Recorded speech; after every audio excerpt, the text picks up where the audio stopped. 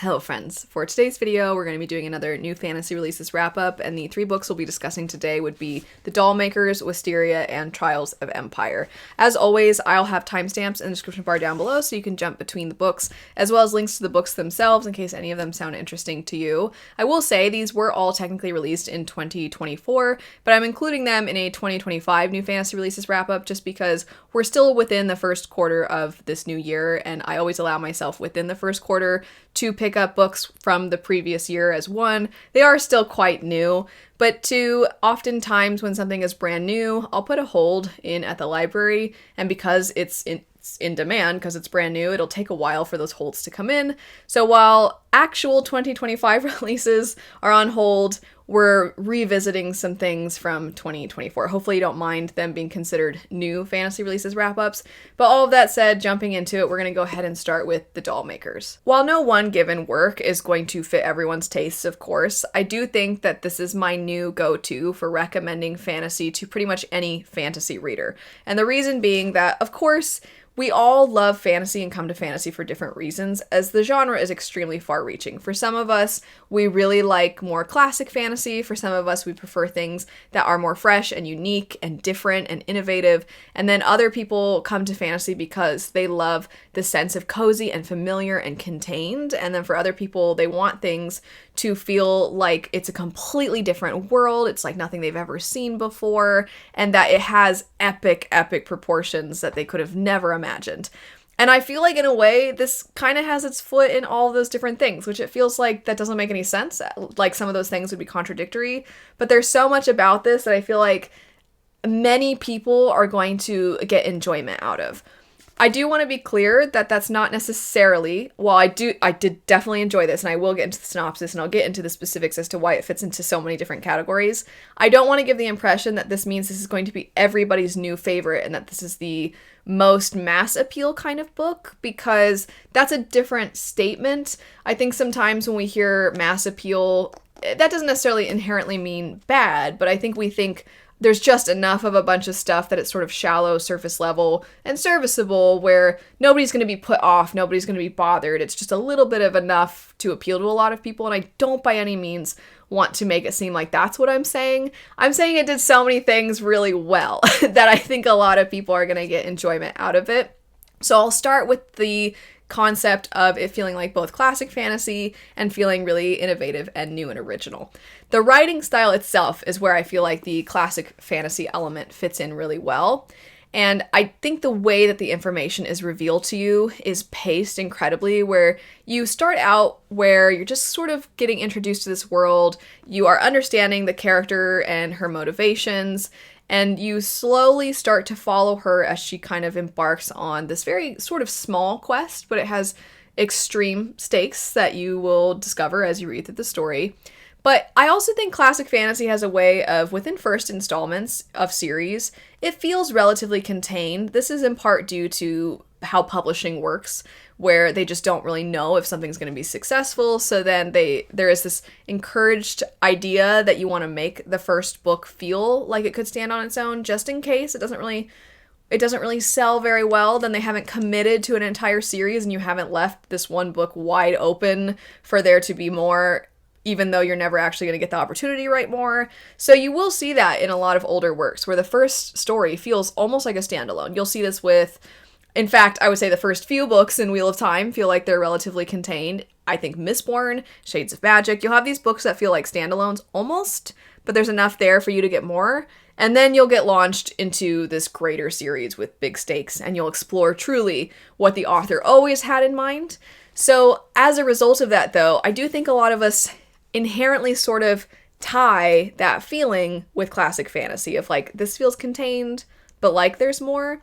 Luckily, this is going to be a series, so it's already noted, but I do think within the first installment, it is an inviting way to get introduced to an epic fantasy world, because of the fact that you start out very close to the characters.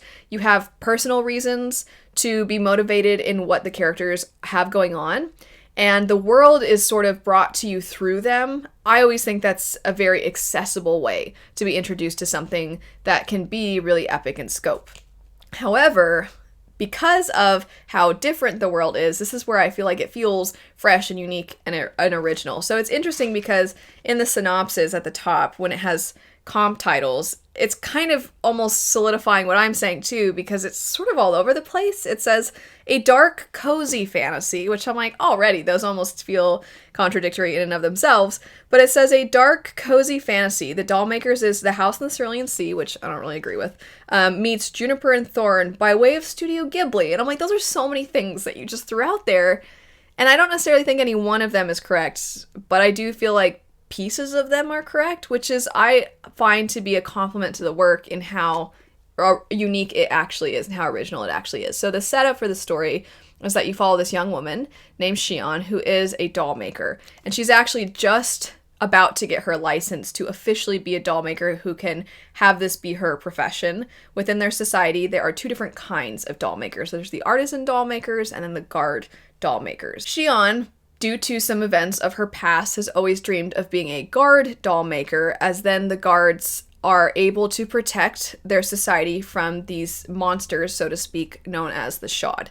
The dolls are the only thing that can defeat these. They have tried so many other means, and nothing destroys them but the dolls. So doll makers are very important to society. However, the artisan doll makers are still very respected. They bring art to society, and the dolls that they make are still able to do a lot to provide for a lot of wealthy families. It actually is a profession that can make you quite a lot of money. It can be a very comfortable life. And so most people don't see it as bad one way or the other if they are getting a license to become a guard doll maker or an artisan doll maker. However, Shion has her heart set on being a guard doll maker, but when she goes to get her license, her dolls are deemed too weak and too almost like frivolous, because they're so beautiful and delicate, to actually fight against the Shod. And this infuriates Shion. She insists that she can make guard dolls. She is told, no, you absolutely cannot. And she does not take well to this news. And so her mentor encourages her to go to this place known as Webb. It's this tiny little village town in the woods. And to find another doll maker there and get to know that person. He wants her to genuinely hear what this person has to say about making dolls. And depending on what that person thinks of Shion's dolls, maybe the mentor will reconsider whether or not her dolls can actually fight against the Shod. It's not just a matter of letting her go up against these things, whether she thinks they can handle it or not. The fact of the matter is, because there is nothing else that can fight the Shod but the dolls, you really do not want to have people that aren't capable having their creations, because that can cost people their lives. So it's a very serious matter, but our character is very young. She is incredibly hot-headed, and let's be real, if you've read it, you know, she's quite stubborn and stupid. She is so stubborn and stupid for so long. However, while I think that her insufferability is going to make the book almost borderline unreadable for some people, I do think it's very clear why she operates the way she does, why she's been able to get away with having a certain set of behaviors that she's kind of fallen back on. And then you also see when pushed outside of her comfort zone, when she's in a new environment, you see how this impacts her, and it provides for opportunities of growth, which I do appreciate in stories. I think perhaps I wanted her to grow faster because she was so aggravating to me, but I do always like seeing arcs that it feels like have payoff within the characters, because while I do love, you know, this mentions Studio Ghibli, so I'll throw in the character Ashitaka from Princess Mononoke, who is borderline perfect. While I do love the occasional just heroic good character, sometimes following characters that are so insufferable, it actually is almost more satisfying, because it reflects the fact that human beings often start in certain places, especially ones as young as her. They start in a certain place, they have a certain view of the world, and it's not until they get pushed out into having to live for themselves that they start to realize what life actually entails, what your mentors have been telling you, why there's actually wisdom in that. So I do feel like the growth was realistic, but I want to make sure people have the correct expectations. That Shion is so frustrating. We do have a couple of other characters and a couple of other perspectives that we get throughout the story.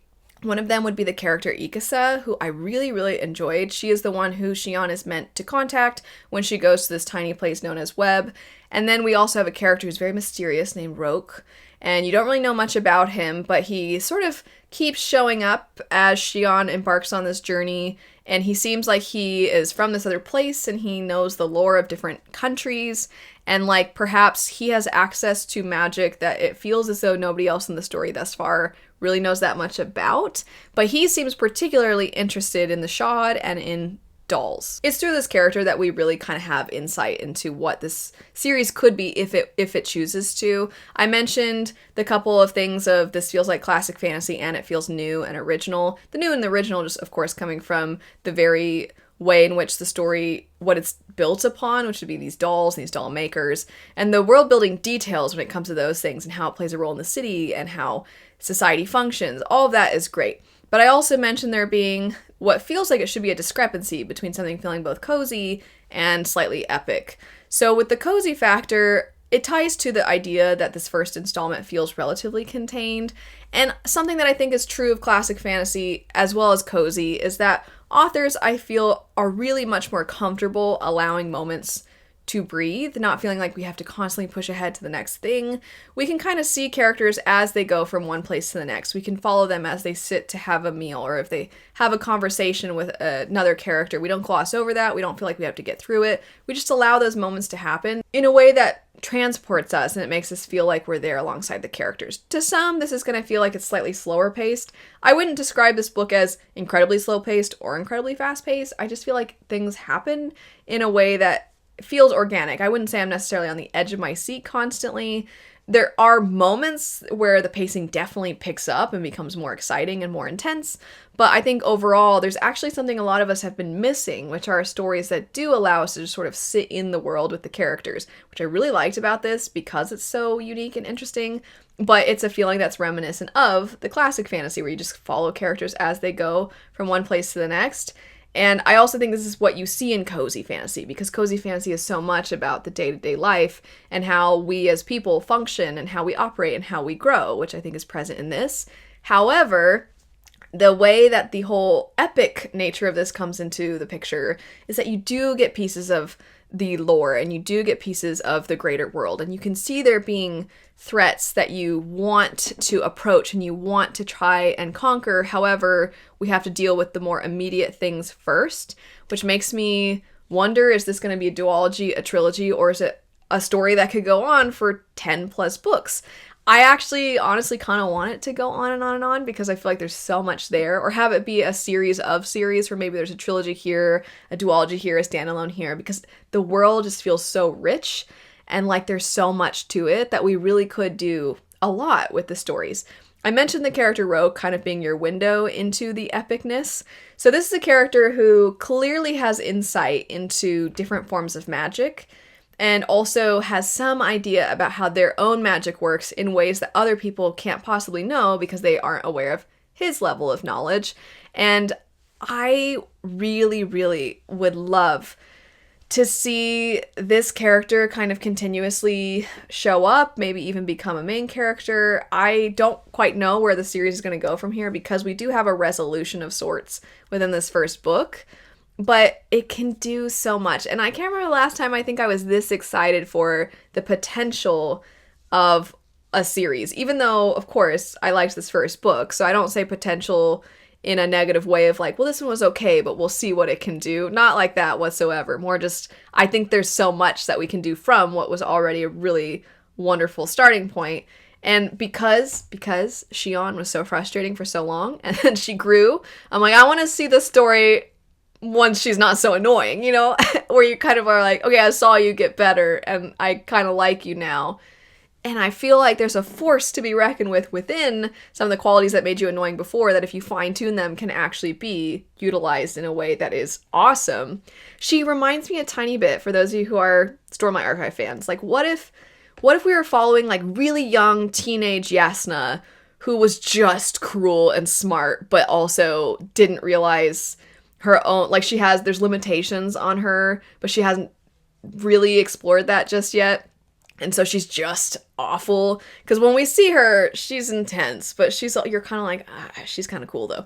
But this character, you're just seeing this thick-headed, frustrating, why can't you let any little bit of wisdom get through your skull kind of character that I'm like, okay, so we saw the beginnings, so I want to see where they go as they get cooler throughout the story. It was really cool. It was a really awesome story. I don't want this next statement to be said as a criticism. It was just something that I think might occur for others as well. I did find some of the world building reveals fairly predictable. I'm not going to say how early, but I do have some tabs throughout the book, and one of them was quite early, and I kind of immediately thought, I think I know exactly something that hasn't even been presented to us yet as a possibility or as a threat or as a potential twist, but I'm pretty sure that it will be, and this is evidence of it. And it turned out to be correct. I never know how to talk about these things without sounding as though I'm trying to pat myself on the back. That's not the intent. The intent is to say that for so many of you, you're even more into the fantasy genre even than I am. You're voracious readers. You consume a lot of stories. So you might have picked up on certain ways of foreshadowing. You might have noticed how certain things play out just based in other stories you've consumed. So you too might also experience that. And the reason I'm bringing this up is to say that I had that occur with this, and that didn't necessarily take away from my enjoyment. Because there are some books that are riding on the idea of you being shocked by reveals and shocked by twists and turns. And if you already guess them, then the book is kind of boring to you, or it doesn't really deliver on what it feels like it was setting up. And I wouldn't say that this book suffered from that issue. I did see certain things coming, but I still enjoyed the reveals as they came to us. And there are still plenty of mysteries that I will be excited to explore as the series progresses.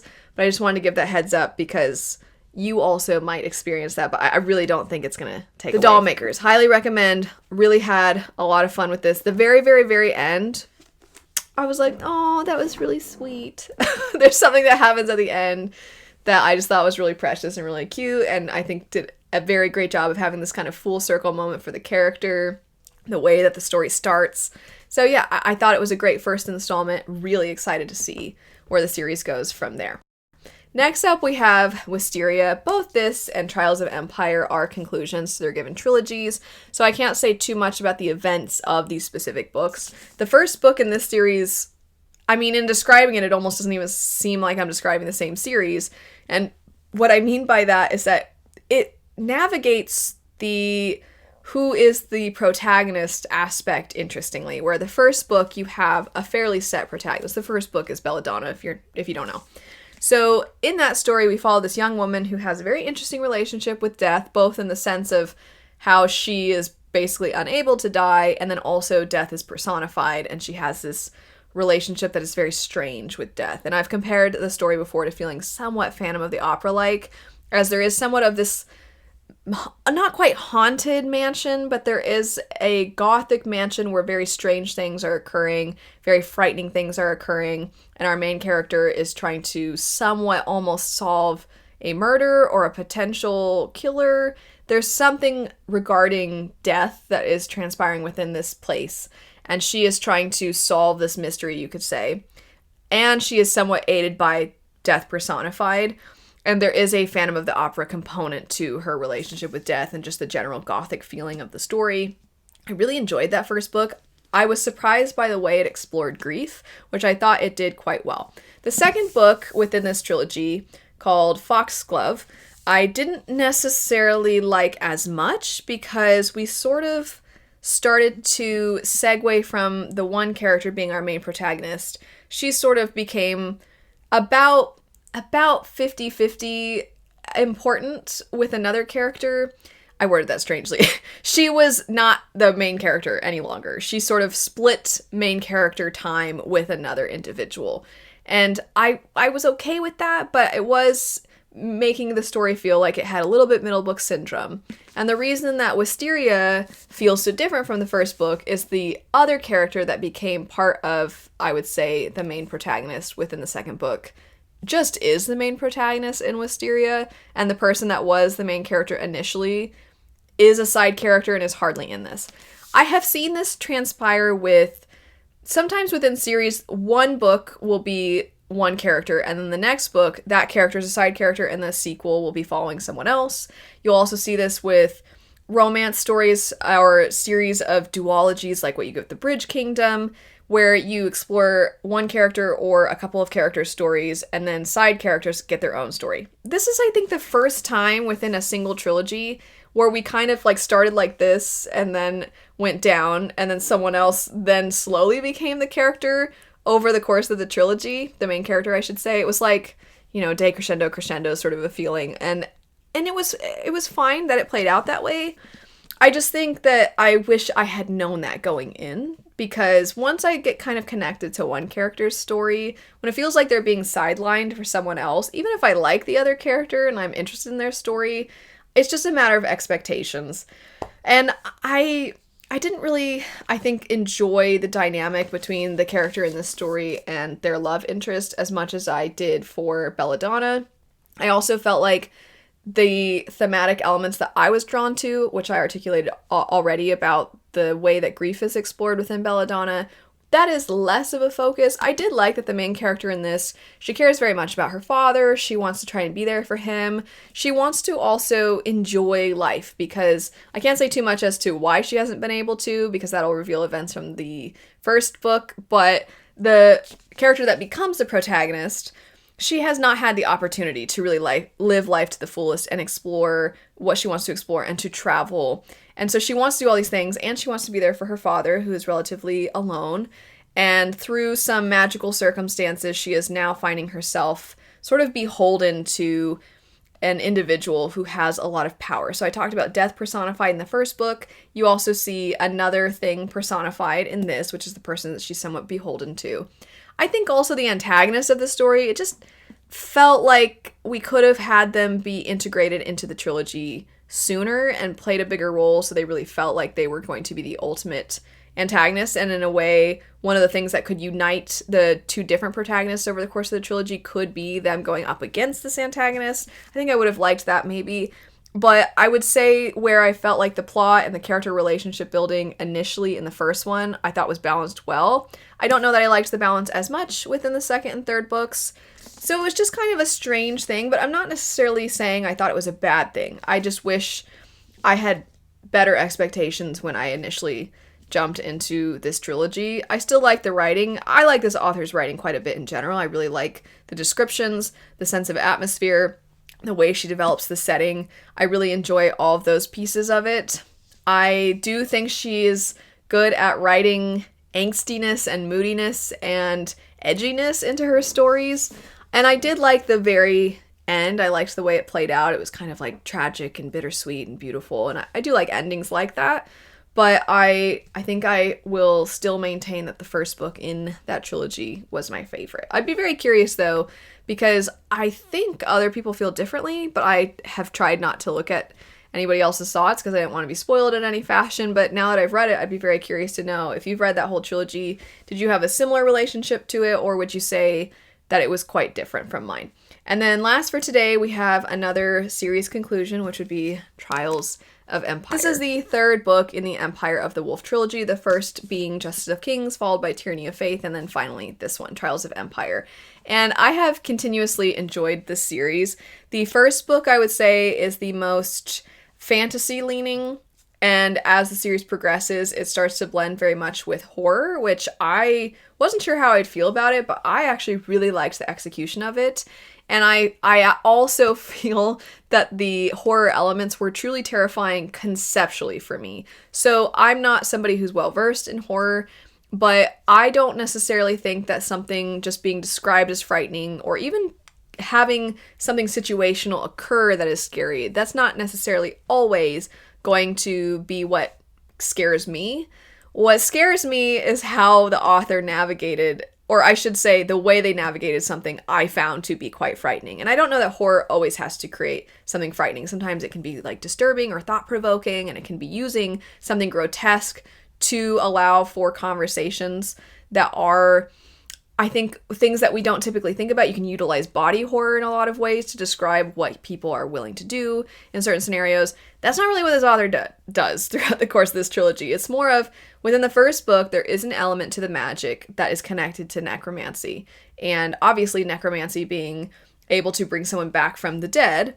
This is utilized within the first book by a character named Sir Conrad von Volt, who is judge, jury, and detective and executioner all in one. So he holds a great deal of power. The series explores what it does to a person to have that much power. Can any one person be trusted with that much power? I think it explores those themes fantastically. I mean, that's kind of like the bread and butter of this trilogy. But the necromancy element is, as you might expect, utilized for the detective portion of things. And as a result of necromancy existing within this world, obviously there's this idea of some kind of beyond. There is knowledge that some kind of afterlife exists. So their society is very much built upon the knowledge that there is an afterlife. And there's an element of religious control and feeding this population with ideas of religion and what comes after death that helps kind of keep people in line and sort of controls society at large. But our main character, who is somebody who is an apprentice to Sir Conrad von Volt, they are discovering more about magic and about the necromancy, and also they're examining the ways that power can corrupt a person. So this character, as they are learning more about the magic and the beyond, they're realizing that perhaps what the institutionalized groups say is perhaps not necessarily the truth, but also the truth is perhaps so frightening that you almost prefer to be lied to. And it was in exploring the what comes after where the horror elements come into the picture, and they really come to the forefront in the third book. The antagonist of the story, you could say there's several. You could argue that there's a character who literally represents the almost like the evil of their world and who our main characters are going up against. You can see them as the antagonist. You could see power as an antagonist and how it can corrupt a person. There is a character in this who becomes so obsessed or so obsessive. I don't want to say what they become obsessed with, but they become so obsessive that you're like, are you the villain? And is anybody actually the hero in this story? And can anybody really ever truly live by their principles? Because sometimes when you live truly by the letter of the law versus like the intent of it, if you're living truly by the letter of it, then it feels as though you are villainous in and of yourself because you're not recognizing the fact that laws are made by humans who are flawed. So then when you follow the law to a T, you are not going to leave room for the very obvious nuances that can come about from any one given situation, from one situation to the next. Things are never going to play out in an identical fashion. And then you also look at, okay, but if somebody's always making exceptions, then will they always make exceptions for themselves? And they're never actually obeying the law and they're breaking the law and they're living, at some point it becomes chaos. And so it explores these things really, really well. So then you're like, okay, well, is there any way to ever live life in a way that is just and good? And I really liked the way that those things are explored. I do think that the writing throughout this trilogy and the way that certain themes are executed, and even just the dialogue between the characters, it's one of the closest I've come to Abercrombie's works.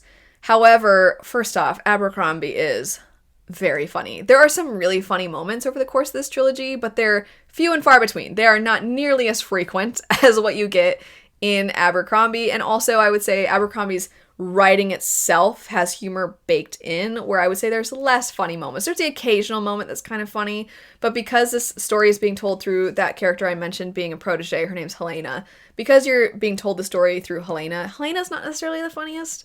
She occasionally has moments where she's irritable or she's commenting on somebody else being irritable, and that can be funny, or some of the characters she's around can be funny, but I wouldn't necessarily say it's as ingrained in the writing as it is in Abercrombie's works. But the way that the themes are executed, like some of these tabs are just things that I was like, so many of you know, my husband's also a big reader, but we read very different things, and I'm pretty sure he's going to love Abercrombie's works.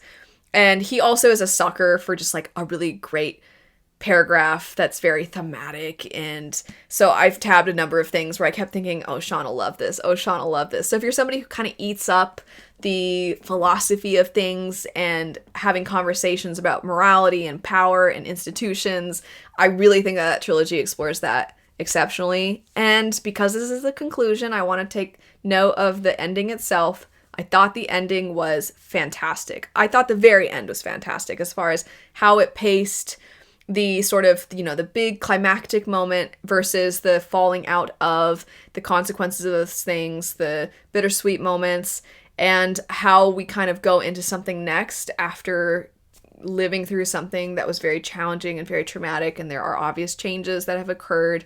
So I do think the ending was done well. There are certain aspects of the ending that are somewhat ambiguous, and I can be picky about ambiguity in endings, but I thought the way it was done here was great.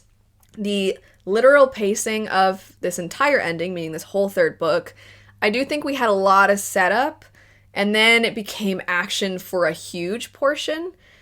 And I thought that the pacing was maybe a little strange, but I don't know that I cared too much because I just enjoyed so many of the other elements to it. I think it's really exceptional. I think it's grimdark done really, really well. I think it's a genre bender done really, really well. It's just perhaps not the most emotionally devastating for me or emotionally gutting for me, but I thought it was fantastic. One last thing, because I've been talking for a really long time. One last thing I want to say is that there is a romantic subplot over the course of the whole trilogy. And I feel like what the author does with it by the end, I thought that was both realistic and I appreciate what you did. You navigated something that could have very easily gone in a direction that I didn't like at all. And for a while I was kind of like, why is this here? But I feel like it was realistic to human nature. And I feel like that's so much of what that series does, is just showing people as they are. So I appreciated that element, even though it was kind of aggravating. And I'm bringing it up just to say that if you too find yourself aggravated for a time, that hopefully you also will be able to power through and appreciate what's done with it by the end. But anyway, that's it for some new fantasy releases. Feel free, of course, to expand on anything I said, mention your thoughts on any of these, and if you are interested in them, I'll have them in the description bar. Thanks so much for watching now. I hope you have a great rest of your day, and I'll see you later. Bye.